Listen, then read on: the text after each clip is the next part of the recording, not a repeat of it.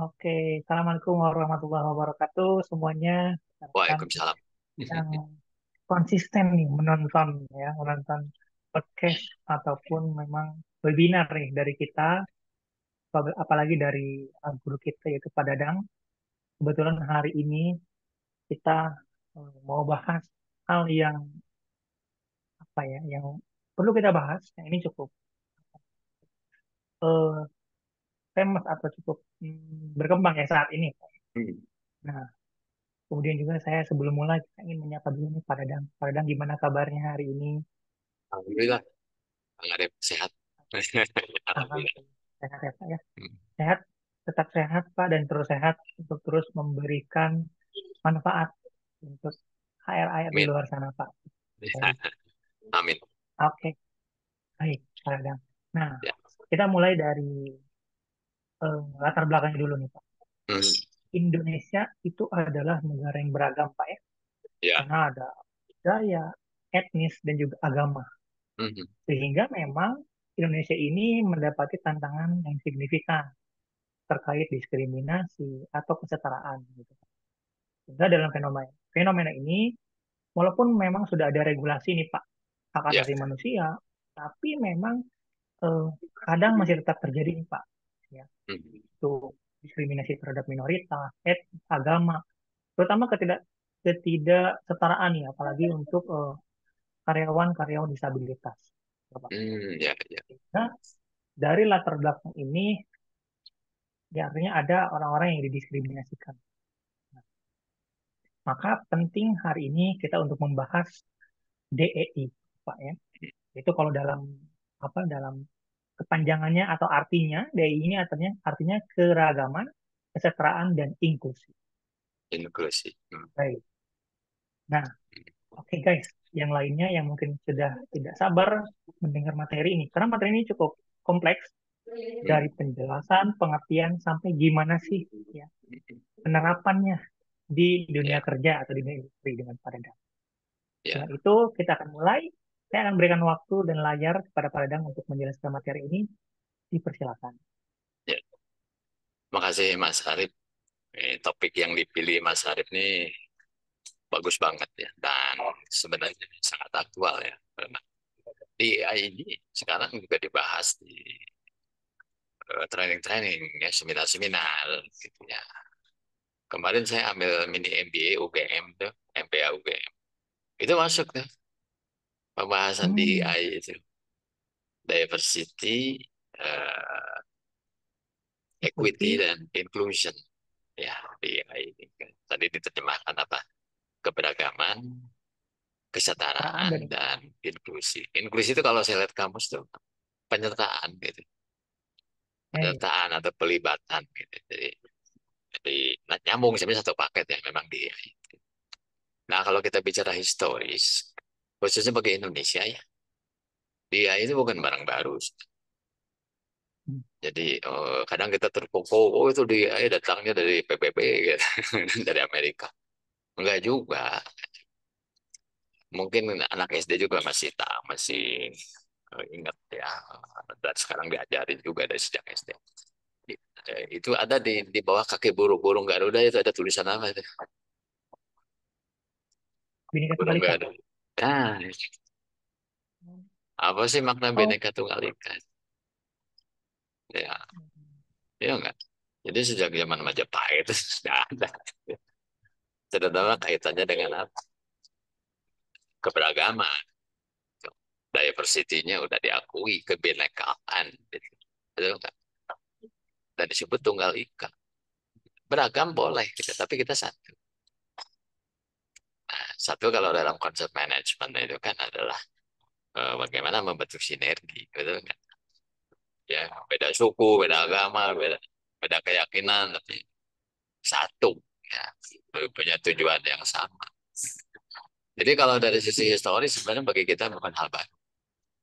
Tinggal persoalannya adalah awareness dan value dari Bhinneka Tunggal Ika itu bisa nggak diterapkan, ya bukan hanya di kaki burung Garuda dipasang gitu. Tapi dalam kehidupan sehari-hari, terutama kalau kita bicaranya konteks apa tuh, pekerjaan pekerjaan di perusahaan. Gitu. Perusahaan kita udah Bhinneka Tunggal Ika nggak? Nah ini, Ah, itu dia itu pertanyaannya. biasa Bhinneka Tunggal Ikanya diejawantahkan, gitu kan. Dihayati dan diamalkan di dalam kehidupan sehari-hari dalam dunia kerja. Saya kira gitu sebagai pengantar ya. Pendekatan Hmm, historis. oke, Pak. Jadi sebenarnya DI ini memang sudah lama, memang karena Indonesia juga sudah lama adanya keberagamannya. Mhm. Tapi memang pendahulu-pendahulu kita tuh sudah tahu ya Pak ya, keberagaman ini yang harus Oh iya. jadi apa harus jadi bersatu gitu ya. Namun pada prakteknya memang ini tidak mudah ya Pak ya. Ya. Oke. Nah, sekarang kira-kira nih Pak, dari apa namanya, dari kondisi saat ini di industri di Indonesia, perusahaan-perusahaan di Indonesia, apa sih Pak yang jadi isu saat ini Pak terkait DEI? Kenapa DEI ini jadi penting sih Pak saat ini atau terus harus kita gaungkan gitu? Ya sebenarnya kalau mau ngomong gampang ya sebenarnya yang menentukan misalnya di sebuah perusahaan itu prakteknya akan seperti apa ya. Menurut saya pertama adalah value dari owner. Ya, value dari Hmm. owner apakah dia orang yang sangat open ya, sangat menghargai keberagaman tadi ya dan memanfaatkan keberagaman itu untuk efektivitas organisasi, efektivitas perusahaan. Atau masih ada satu stereotype, prejudice ya, bahwa kalau bukan dari kalangan kita itu jangan masuk dalam lingkaran satu. Gitu ya, jangan masuk dalam lingkaran satu. Jadi berarti ada diskriminasi, ada eksklusivitas. Eksklusivitas itu kan lawan kata dari inklusivitas, betul kan? Nah, jadi ada Benar. di blok gitu satu satu lingkaran, satu ring yang mana itu syarat dan ketentuan berlaku. Gitu ya. Untuk bisa masuk ke situ. Ya bisa saja nanti masuknya konsepnya konsep syarat ya. Suku, agama, ras, antar golongan. Bisa sekes eksklusivitas. Tapi kalau blokade atau hambatan syaratnya dihilangkan, ya itu berarti sudah inklusi, ya. Sudah dibuka eksklusivitasnya gitu. Ya. Jadi kalau menurut saya sih sebenarnya kalau di tingkat organisasi, terutama value ya dari owner. Nah, value owner ini kan akan membentuk value perusahaan, ya kan? Nah, yang kedua adalah sistem manajemen. Ya. Karena gini, mengkaji di I itu ya, dan bagaimana eksekusinya itu bisa pakai pendekatan konsep budaya tadi, nilai-nilai kayak gitu. Bisa juga pendekatannya pendekatan sistem dan proses atau regulasi. Ya, misal gini, misalnya saya perusahaan yang mengerjakan brand-brand terkenal dunia, misalnya. Dan brand-brand terkenal dunia itu mewajibkan vendornya itu mengikuti code of conduct mereka. Salah satunya adalah social responsibility, social accountability. Nah, social accountability itu di dalamnya ada di AI, di dalamnya. Dan akarnya sebenarnya human rights, ya. Akarnya itu. Jadi mereka itu nggak mau dituding sebagai perusahaan yang tidak mendukung namanya DEI, tidak mendukung yang namanya kesetaraan kayak gitu, inklusivitas. Dan bahkan sekarang udah banyak sertifikasi. Perusahaan-perusahaan disertifikasi. Salah satunya Betul, dulu Pak. yang populer itu SA 8000. Social Hmm. Accountability 8000. Itu SA 8000. Kemudian yang terbaru mungkin SA 26000. Ya. Kayak ISO lah gitu. Kayak ISO. Itu sertifikasi. Nah, beberapa perusahaan besar itu mewajibkan vendor-vendor yang ngikutin standar itu. Di dalamnya ada standar-standar eh, policy dan eksekusi DI. Kalau nggak memenuhi itu di stop, itu kerjasama bisnis, ordernya nggak turun, itu salah satu. Nah, ada perusahaan-perusahaan yang sebenarnya dari sisi value belum nyampe ke DEI, tapi karena customer atau buyernya mewajibkan, mau nggak mau dia harus turun ya, paling tidak secara dokumentasi beres. Gitu.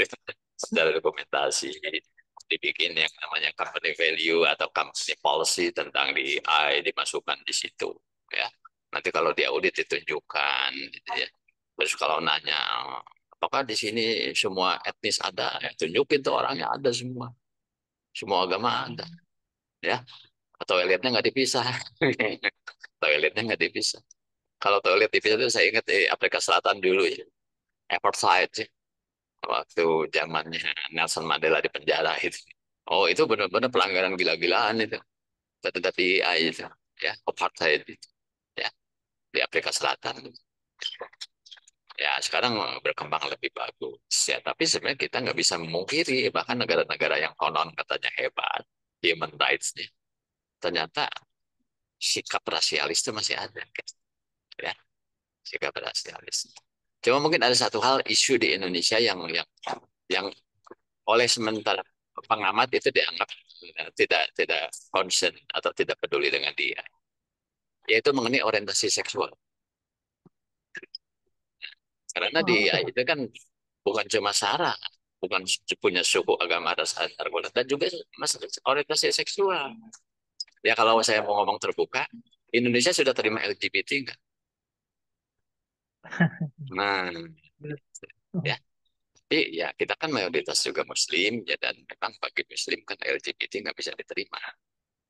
Tapi bagi sementara pendapat itu dianggap bahwa wah, Anda rasialis, bukan rasialis apa diskriminatif Oh, terhadap orang-orang yang termasuk dalam kategori LGBT. Ya. Jadi ini isu-isu yang gampang gitu mecahin gitu. Apalagi kalau kita udah menyangkut skala global gitu. Ya. Kalau skala lokal sih nggak ada masalah, betul nggak? Skala lokal. Ya, karena kita mungkin sama-sama sepakat kita belum bisa menerima LGBT. Ya. Tapi di negara tertentu, oh itu bahkan perkawinan antar ya, jenis kelamin sama aja dibolehin. Ya benar kan? Gitu deh. oke.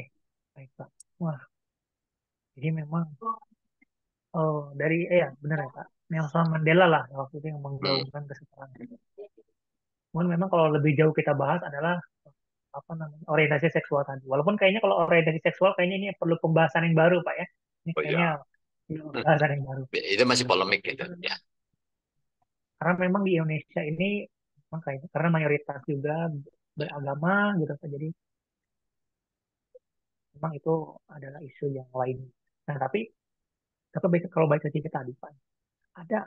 Nah kalau tadi pihak luar kalau kita bekerja sama dengan pihak luar ini punya standar ya. Punya standar yang oh ya DEI-nya harus jalan nih. Artinya kadang kita juga menjalankan DEI ini adalah karena keterpaksaan gitu Pak. Kayak Oh naik ya, mobil gitu. kepaksa. Karena Kayak naik persyaratan mobil itu bisnis.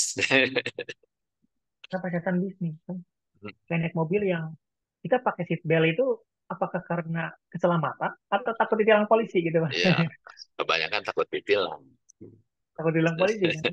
Iya, Sehingga memang kesadaran yang tadi bermula dari apa dari pimpinannya dulu yang terbuka atas kesetaraan ini demi kesejahteraan karyawan kita. Karena memang bisnis juga berjalan karena adanya karyawan.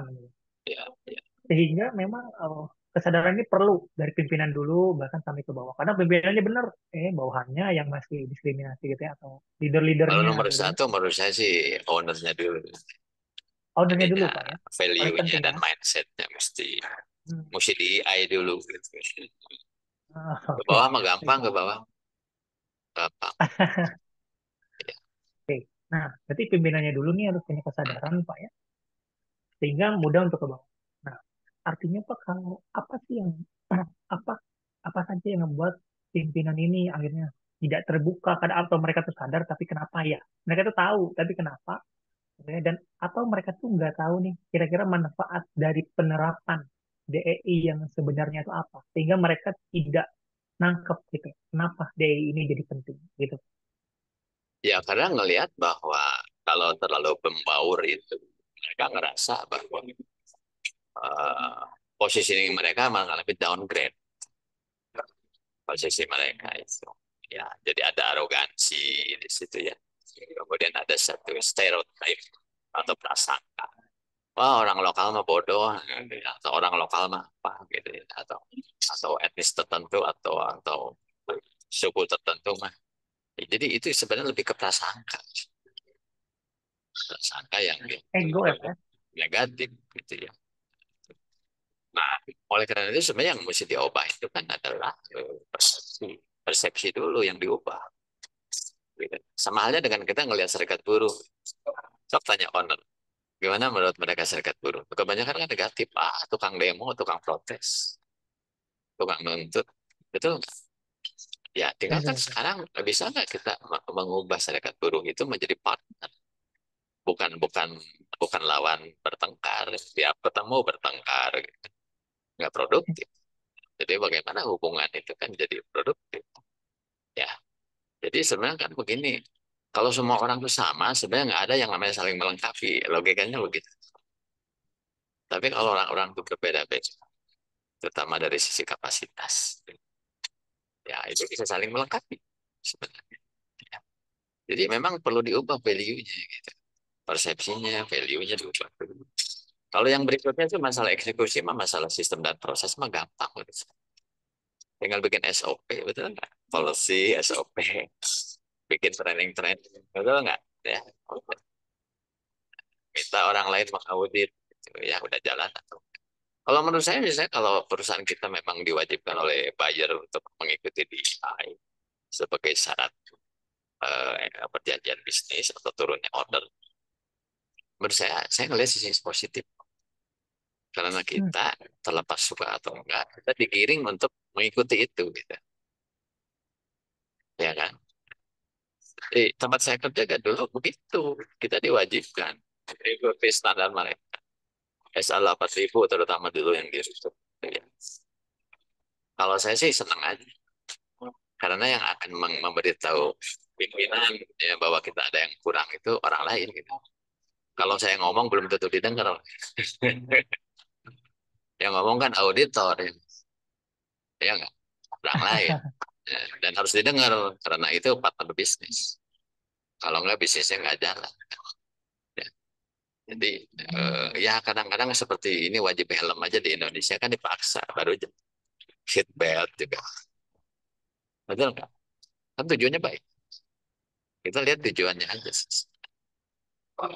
Jadi perlu kalau menurut saya nih how-to-nya adalah bagaimana negara itu eh, mulai selain menyusun regulasi, dan regulasi mah udah banyak sih sebenarnya kalau tapi bagaimana penguatannya, penguatannya. Jadi harus ada kumpulin tuh owner-owner perusahaan, ya kasih penataran, ya.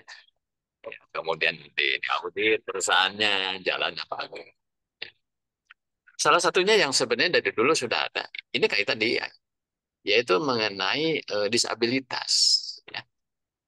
Orang-orang yang disabilitas itu sebenarnya kan ada regulasi yang mewajibkan 1% minimal dari jumlah karyawan itu kita terima yang disabilitas. Tapi itu eksekusi di lapangannya sulit. Ya, jadi banyak hanya sekedar formalitas saja nih ada nih. Gitu. Sekalipun ada juga masalah mendasar yang membuat itu kenapa sulit. Kan sekarang pertanyaannya disabilitasnya apa dulu? Nggak bisa pukul rata. Kalau di saya misalnya operator jahit tapi dia tunanetra bisa nggak? Karena gitu problem. Jadi kita harus cari jenis disabilitas tertentu dan dia punya keahlian apa sehingga masih bisa dipekerjakan gitu di perusahaan kita, ya kan? Nah, tapi kalau dari sisi syaratnya itu memang 1% harus ada gitu. Nah, itu pun sebenarnya satu PR yang dari dulu sampai sekarang itu sebenarnya belum selesai-selesai itu, belum bisa terwujud, ya, gitu. Ya. Jadi memang ya ini PR kita bersama. Jadi sekarang kalau ditanya tuh, sejauh mana sih pemahaman dan awareness para pimpinan perusahaan tentang dia itu? Menurut saya itu mereka hanya baru batas tahu aja. Tahu, mengerti, ya. Sebagian kecil juga mungkin ada yang nggak tahu, ada. Tapi mereka belum punya niat yang kuat untuk menerapkan DEI itu di organisasi mereka. Kalaupun menerapkan karena dipaksa oleh bayarnya, ya, oleh prinsipalnya itu bahwa mereka harus mengikuti satu standar atau code of conduct tertentu. Gitu deh. Ya. Oke, oke. Ya, berarti mulai dari dirubah ya pemahamannya atau pola Betul. pandangan terkait terkait DAI ini. Kemudian juga eh, apa yang itu masih masih saja karena keterpaksaan kita karena tuntutan sehingga kita mau mengerjakan itu. Nah, ini Pak, Betul. kalau eh, kalau ingin boleh dijelaskan Pak terkait DAI ini baik dari keberagaman, kesetaraan maupun inklusi itu apa sih Pak maksudnya kenapa hal ini tuh jadi penting ini untuk perusahaan-perusahaan yang mungkin nggak tahu ya Pak ya. Kenapa sih kesetaraan ini keberagaman ini jadi sangat penting secara konkret itu akan ngaruh kemana sih Pak? Boleh Kalau dijelaskan. pendekatan historisnya dan pendekatan sejarah peradaban gitu ya. Ini tuh human rights, hak asasi manusia gitu. Setiap orang kan punya hak untuk memperoleh pekerjaan. Betul nggak? Ya, Oh, coba bongkar itu Undang-Undang Dasar 45. Berapa pasal itu? Dari pasal 27 sampai pasal 34. Itu human rights semua itu. Undang-Undang Dasar 45, pasal 27, 28, 29, 30. Kalau 30 bela negara ya. 31, 32, 33, 34, fakir miskin dan anak terlantar dipelihara oleh negara. Gitu. Itu semua human rights. Konstitusi kita. Kemudian lebih tinggi lagi global itu konvensi-konvensi ILO. Konvensi-konvensi ILO ya itu yang badan-badan khusus PBB kan mengenai perburuan ya. Itu banyak konvensi-konvensi itu dari mulai konvensi nomor 100 tentang pengupahan yang sama, konvensi nomor 111 tentang non diskriminasi pekerjaan dan jabatan, konvensi 156 tentang pekerja dan tanggung jawab keluarga. Kemudian konvensi 183 tentang pelindungan maternitas. Kemudian konvensi 190 tentang penghapusan kekerasan dan pelecehan di dunia kerja. Banyak. Jadi sebenarnya semua negara, apalagi yang sudah meratifikasi konvensi-konvensi ILO ini, dia tuh terkena kewajiban untuk patuh gitu, kepada nilai-nilai dan prinsip yang terkandung di dalam konvensi-konvensi ILO itu. Belum lagi kalau kita masuk ke undang-undang dasar masing-masing negara. Yang punya kita aja berapa pasal tuh? Dari pasal 27 sampai pasal 34. Itu isinya human rights. Dan human rights itu adalah fondasi daripada DI sebenarnya. Itu dari sisi eh, dasarnya, historis maupun nilai-nilai ya, prinsip-prinsip. Tapi sekarang mungkin itu tidak cukup memuaskan untuk membuat orang mau menerapkan, gitu ya. Kan biasanya kalau orang ditanya, kenapa kamu belum melakukan ini? Selalu dia tanya balik, what is it in for me? Apa sih untungnya buat saya? Kan begitu. ya. Itulah yang menjadi tantangan. Ya. Tapi kalau hemat saya, untungnya adalah kita bisa memanfaatkan potensi banyak orang tanpa melihat mereka itu seperti apa. Look-nya, keyakinan. Oh, kita bikin sebuah produk nggak dipengaruhi oleh agama karyawan kita, tidak dipengaruhi oleh etnis apa, betul nggak? Tapi lebih kepada kompetensi, komitmen, betul? Itu yang lebih penting. Karena sekalipun itu masing-masing satu etnis dengan kita, tapi kalau orangnya nggak kompeten dan nggak punya komitmen, percuma juga. Ya, apa coba kontribusinya buat perusahaan? Sekalipun misalnya satu ras dengan kita, satu agama dengan kita, tapi orangnya nggak kompeten, ya. Orangnya nggak punya komitmen. Jadi kita harus menghilangkan gitu prejudice itu, ya kita harus hilangkan. Kita fokus kepada yang lebih profesional, yaitu kompetensi dan komitmen. Jadi sebenarnya kita bisa uh, ya, memanfaatkan yang terbaik ya, dari orang-orang kita di perusahaan sekalipun aneka ragam gitu.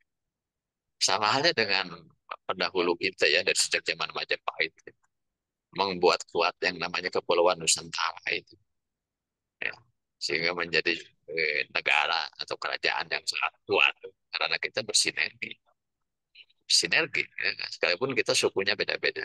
Nah itulah yang disebut makna Bhinneka Tunggal Ika. Jadi kalau kalau kebenekaan itu dijulukan menjadi tunggal ika, maka kita menjadi satu entity yang powerful. Ya, kalau dalam bisnis adalah ya kita perusahaan yang sangat efektif ya, di dalam meraih tujuan-tujuan bisnisnya dan membawa kemaslahatan untuk banyak orang. Kurang lebih gitu. Ya, Hmm. Wah, menarik, menarik, Pak. Benar, Pak, ya. Di satu sisi itu adalah kewajiban kemanusiaan, Pak, ya. ya, Hak kita untuk juga melihat manusia, gitu. Karena kan kita produk untuk siapa? Untuk manusia juga. Produknya iya, untuk manusia. Tapi kita, artinya kita betul, juga harus siap dengan kondisi bahwa ya kita juga ada karyawan yang manusia juga, harus dimanusiakan juga, gitu. betul. Sebagai asas. Satu sebagai kewajiban. Dua sebagai, nah ini, tantangannya, Pak. Tadi saya malah dapat insight, Pak. Oh iya benar ya. Sekarang kalau kita misalnya ngebongkar motor nih Pak, bongkar motor kan ada yang pakai kunci L, pakai kunci T, ya Pak. Kemudian juga ada yang pakai obeng. Kan mereka tuh beda-beda ya, beda-beda. Biasanya kalau kita pukul rata semua pakai obeng semua kan kayaknya tuh Ah, nggak nggak bisa. beres gitu pakai. Betul. Perbedaan Sehingga dengan keberadaan, itu membawa banyak berkah. Perbedaan itu membawa banyak hmm, manfaat. Sehingga kita punya organisasi itu lebih efektif. Justru karena beda. Kalau sama justru nggak akan efektif. Betul nggak? benar, benar. Itu Setuju yang nih. harus apa ya, pikiran kita terbuka untuk menerima pemikiran tersebut. Gitu. Logika itu. Oke. Iya Pak, benar Pak. Kadang kita mikir gini Pak, kalau misalnya benar tadi, kalau misalnya kita ngebongkar motor pakai obeng doang, kayaknya nggak akan beres. Hmm, Walaupun kita misalnya punya 1.000 obeng, tapi motor itu kan dia nggak pakai obeng semua, betul. gitu. Nggak akan efektif. Nggak akan efisien. Oke, baik. Nah, ini menarik banget, Pak. Artinya, nah saya juga sempat dapat insight waktu itu Pak bahwa kalau kita misalnya kita memutuskan sesuatu dan yang memutuskan itu hanya satu orang, hanya satu kepala yang memutuskan, maka yang akan kita dapat adalah pemikiran si kepala tersebut, Betul. kepala bapak itu saja. Tapi kalau kita punya tim, punya keberagaman, punya pandangan yang berbeda-beda, misalnya kita mau capai 100% gitu, Pak. Terus ada 5 orang berbeda, 5 kepala misalnya, kepala berbeda. Jadi masing-masing kepala ini dia berbeda dan menyumbang 20%, nah, dua puluh Ya, persen, 20%. Sehingga dengan itu kita bisa mencapai 100 gitu. ya. Artinya kita bisa membuat satu keputusan dan kebijakan yang lebih berkualitas dan bisa mencegah kekeliruan sebenarnya. Betul nggak? Ya, kalau makin banyak orang yang memberi kontribusi, terlepas dia itu siapa, terlepas dia dari suku, agama, ras, dan antar golongan, atau itu kita bisa dapat banyak manfaat. Oke, baik Pak. Nah, sekarang kira-kira ada nggak sih perusahaan yang mempraktekkan DEI dan juga sudah bisa kita contoh nih Pak sebagai pandangan nih Pak. Kira-kira ada nggak ya Pak? Kalau di Indonesia mungkin kalau saya baca nih beberapa pemberitaan ya, itu kebanyakan perusahaan-perusahaan udah papan atas. Ya. Yang kebetulan Hmm. memang value-nya udah jelas dan juga mereka terkena kewajiban oleh regulasi. Saya kira hampir semua BUMN udah menerapkan.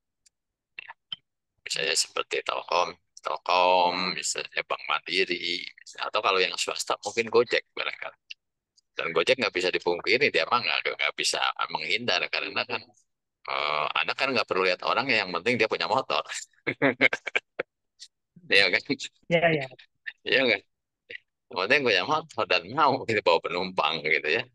Kenapa harus diskriminasi warna kulit, kan nggak mungkin juga kan? Ya. Nah, kalau lebih jauh mungkin adalah perusahaan-perusahaan yang memegang sertifikat social accountability, ya, yang memegang sertifikat SA 8000, yang memegang sertifikat ISO 26000, itu udah pasti karena dia di audit kan, ya. Dan dia bisa tunjukkan dia punya sertifikat itu, artinya dia udah jalan. Nah, saya kira memang perusahaan-perusahaan menengah atas yang terutama yang udah go public, karena salah satunya kan go public itu persyaratannya bahwa PT tersebut atau perusahaan tersebut itu sudah comply terhadap regulasi. Dan di dalam regulasi itu unsur DEI-nya banyak, ya banyak. Mau nggak mau harus ikut. Tapi kalau perusahaan-perusahaan menengah kecil ya, tidak go public dia, atau mungkin perusahaan perseorangan. Ya mungkin ini PR. Dugaan saya itu masih cukup banyak yang belum menerapkan di, mungkin masih cenderung kalau menerima karyawan pilih-pilih gitu ya, terlalu pilih-pilih yang kadang-kadang pilihannya itu bukan nggak boleh milih sih, tapi pilihannya itu job related enggak gitu Ya, ya. Job related enggak, kalau nggak related dengan pekerjaan kan itu namanya mengada-ngada gitu ya kan gitu. oke, Ya baik. Jadi memang kalau perusahaan-perusahaan bonafit sih mereka karena juga mereka tuntutan juga kayaknya Pak ya untuk betul. investor masuk juga kayaknya Pak ya. Mereka lebih Auditor masuk periksa kan gitu. wah, gitu. Jadi untuk menengah ke bawah di banyak yang kurang. Oke. Kemudian untuk tips nih Pak untuk perusahaan di luar kan tadi mulai dari ownernya dulu. Kalau misalnya diurutkan nih, Pak, tips misalnya bagi perusahaan yang masih menengah ke bawah mau memulai, anggap saja misalnya ini dia belum tahu, mulai kira-kira urutannya itu seperti apa Pak dan hambatan yang harus diantisipasi itu seperti Itu bisa pakai pendekatan kalau dari pemerintah misalnya bisa pakai pendekatan regulasi. Regulasinya dipertajam lagi. Dan itu harus nyampe gitu ke semua. Maka harus mengundang itu pemilik-pemilik perusahaan untuk mengikuti workshop, penataran. Jadi supaya mereka ngerti. Ini wajib. Ini wajib. Nah, kemudian berikutnya adalah mungkin perlu yang namanya enforcement. Enforcement. Pemaksaan. Yaitu mereka diawasi, diaudit, gitu ya. Kemudian diberikan sanksi gitu ya bagi yang tidak melanggar. Ya tentu ikutin regulasi yang ada, jadi sanksi juga mungkin dengan teguran dulu, peringatan dulu ya. Sama kita juga di perusahaan kan diperiksa tentang disabilitas itu salah satunya kan. Udah berapa banyak di sini? Dia minta data ya, pengawas itu berapa banyak, hambatannya apa. Jadi pemerintah harus cukup aktif gitu ya. Nah, apalagi kan dia mengawal regulasi sebenarnya. Ya, mengawal regulasi. Kan mereka yang bikin regulasinya, mereka harus eksekusi dong. Regulasi itu melalui program-program. Program-program sosialisasi, program-program penguatan, ya, pemaksaan, itu harus jalan. Ya. Bahkan mungkin yang namanya petugas pengawas juga harus ditambah jumlahnya. Karena kurang dibandingkan jumlah perusahaan. Ya. Dan harusnya yang diperiksa jangan perusahaan itu aja. Kalau perusahaan menengah besar kan udah dikenal diperiksa terus gitu. Tapi justru yang banyak pelanggaran itu menengah kecil karena luput dari perhatian. Kadang nggak ada papan nama, tapi di situ ada orang kerja gitu. Ya, di situ memungkinkan ada banyak penyimpangan-penyimpangan dan tidak terdeteksi kecuali diviralkan, kecuali diviralkan oleh oleh netizen gitu ya. Kalau sekarang kan begitu ya, no viral no justice kan begitu ya. Nah, yang lainnya saya kira dari sisi pendidikan. Jadi menurut saya yang namanya human rights, DEI kayak gitu, prinsip Bhinneka Tunggal Ika itu harus masuk dalam kurikulum sekolah. Ya, ya memang ini investasi untuk masa datang. Ya. Jadi nanti para pemimpin perusahaan itu waktu sekolah kan udah dikasih dong pelajaran, ya kan? Harusnya punya awareness. Ya, saya bisa ngomong Bhinneka Tunggal Ika kan karena saya dulu belajar. Namanya PMP, Pendidikan Moral Pancasila. PPKN itu PSBB saya belajar makanya saya bisa cerita ya tentang yang namanya Bhinneka Tunggal Ika itu sebenarnya adalah eh, identik dengan DEI ya. aduh ini memang memang ini apa ya memang ini tidak mudah memang ya. Eh, Kemudian benar tadi ya bahwa pemerintah yang meregulasi dengan tujuan yang baik sehingga perlu dukungan juga apa ya dukungan dari pemerintah kalau misalnya memang ada konsultannya nih atau misalnya boleh mengkonsultasikan gitu ya dengan mudah dengan Ya. ramah gitu ya kemudian Dan juga untuk itu ada juga mengatasi itu sertifikasi profesional DEI-nya udah ada itu di luar negeri. oh udah ada Kayak di malah kita ya di Indonesia itu misalnya sertifikasi HR manager gitu. Di luar negeri, di negara-negara maju itu sertifikasi untuk profesional DEI sudah ada. Oh, Jadi itu juga satu jabatan atau profesi yang diakui. Kalau misalnya sebuah perusahaan ingin menerapkan DEI dengan baik dan benar, ya mereka harus hire DEI certified professional. Ya, jadi oke. Itu Pak kita kalau serahkan satu urusan pada ahlinya gitu maksudnya ya. pengalihnya ya. Hmm. Oke. Itu Pak kalau DAI di Indonesia itu ranah siapa Pak? Tugas tambahan HR lagi Kak? Oh iya, itu kan ketenaga kerjaan. Kalau kalau kita konteksnya ketenaga kerjaan. Ya. Tapi itu sama meluas, bukan hanya ketenaga kerjaan. Kehidupan sosial Hmm. pada umumnya masuk ke situ. Ya karena pasal 27 sampai pasal 34 itu kan bukan hanya masalah dunia kerja, ya, Hmm. tapi juga adalah hak berpolitik, ya, kesamaan berusaha, macam-macam. Hampir semua aspek kehidupan bangsa masuk di situ. Ya, Ya. dulu mah disebutnya apa? Polek Sosbud Hankap, politik, ekonomi, sosial, budaya, pertahanan, keamanan itu masuk semua. Ya. Bukan cuma urusan kerja. Gitu ya. Cuma kalau kita di perusahaan nih kebetulan memang kita orang HR, kita memang ringnya itu adalah ring ketenaga kerjaan dan perburuan, gitu kan? Ya pastilah itu Departemen Tenaga Kerja atau Kementerian Tenaga Kerjaan, dinas-dinas. Kita orang HR itu memang terkait. Kita ini stakeholder di situ. Terutama kan bagaimana mewujudkan tadi tidak ada diskriminasi, gitu ya.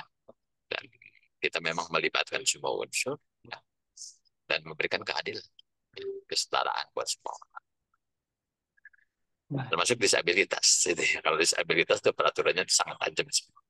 Ya. Oke. Baik nih, Pak. Wah, udah lengkap sudah nih sebenarnya nih Pak pembahasan kita. Walaupun ini kayaknya ini para penonton ini masih banyak yang penasaran nih Pak. Kalau lebih panjang lagi nih Pak, kayaknya wah lebih lebih apa namanya lebih ke akar-akarnya lagi nih Pak ya. Ya, mungkin nanti netizen nih kalau misalnya mau request ya membahas sesuatu, membahas apapun boleh ditulis di kolom komentar mungkin ya atau mungkin Ya, boleh DM ke Instagram Pak Dadang atau ke saya juga ya, boleh. boleh. Nanti kita akan kaji dan coba kita akan bahas atau kita akan Ya, bedah nanti. ya. Siap. Oke Pak. Terakhir Pak nih, kesimpulan nih Pak dari materi hari ini. Mungkin bisa Kesimpulan, juga ya, quotes hari ini kesimpulan. atau kesimpulan hari Ah, ini terkait materi DEI Pak. ya, kaitan dengan pembahasan DEI, diversity, equity, dan inclusion. Ya, ini topik yang menarik. Poin penting yang bisa kita tarik bahwa DEI itu adalah eh, umurnya seiring dengan umur umat manusia. Ya. Jadi bukan hal baru. Jadi landasan historisnya sangat sangat kuat. Ya. Bahkan kan saya kira ya Tuhan menurunkan para nabi juga diantaranya punya misi DEI sebenarnya. Gitu ya. Wah, betul Pak. Ya Tuhan menurunkan para nabi juga karena punya salah satunya punya misi di bagaimana memanusiakan manusia itu intinya kan begitu. Kemudian secara historis di Indonesia itu dengan adanya Bhinneka Tunggal Ika dari sejak zaman kerajaan Hindu dulu, ya abad ke-13 itu sebenarnya kita sudah punya basis dia itu, ya dengan Bhinneka Tunggal Ika. Kemudian dalam konstitusi kita juga sudah ada. Berikutnya dalam regulasi-regulasi ketenaga kerjaan khususnya di AI itu sudah ada. Termasuk ya yang secara tegas itu ada yang khusus mengatur tentang disabilitas juga punya hak untuk memperoleh pekerjaan. Nah, ini memerlukan suatu kesadaran, terutama dari pimpinan puncak perusahaan, ya, para pemilik perusahaan, bahwa di AI itu eh, bukan suatu kendala, ya, bukan sesuatu yang kontraproduktif. Justru kalau kita bisa memanfaatkan keberagaman itu untuk mewujudkan sinergi, maka akan membuat organisasi kita lebih efektif. Dan tentunya kita bisa sukses bersama-sama, ya, yaitu sukses berjamaah. Saya kira itu mungkin hal penting ya, yang mudah-mudahan bisa membangun awareness kita tentang pentingnya menerapkan DEI di perusahaan. Gitu. Oke, baik. Luar biasa ya. Nah, itu dia netizen ya. Lu catat ya netizen ya, catat. Mungkin nanti kalau sekarang belum perlu nih buat orang-orang yang anak-anak fresh graduate, lulusan baru, mungkin nanti pada saat jadi pimpinan di perusahaan, nah harus ingat pesan dari Pak Dadang terkait ini ya. Oke, baik Pak Dadang. Demikian Pak Dadang untuk podcast hari ini. Terima kasih Terima banyak. kasih. Sama-sama. Semoga bertemu lagi di materi-materi yang lebih seru lagi ke depannya, Pak ya. Ya, Atau mungkin kita bisa bisa apa namanya bisa bisa apa namanya undang juga nanti mungkin kalau apa ada ngomong biar yang lain kita lah. tidak berdua ya Pak, tidak Iya, berdua. Kita nanti bisa lebih banyak lagi lebih variatif ya. lagi mungkin Pak. Nanti saya akan coba ajak teman saya untuk ikut juga belajar bersama di sini dengan Pak Dadang.